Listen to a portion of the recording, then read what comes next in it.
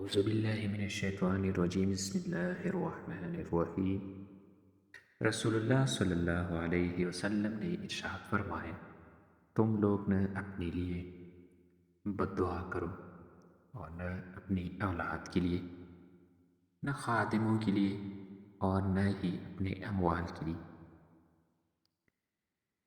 کہیں ایسا نہ ہو کہ وہ گھڑی ایسی ہو جس میں دعا قبول ہوتی ہو اور اللہ تعالیٰ تمہاری بد دعا قبول کر لے۔ تو محترم سامعین، ہمیں خاص کر اپنی اولاد کے لیے بد دعا نہیں دینی چاہیے، کیونکہ اگر وہ دعا قبول ہو گئی تو ان کی زندگی بہت مشکل ہو جائے گی۔ اللہ تعالیٰ ہمیں اس حدیث پر عمل کرنے کی توفیق عطا فرمائے۔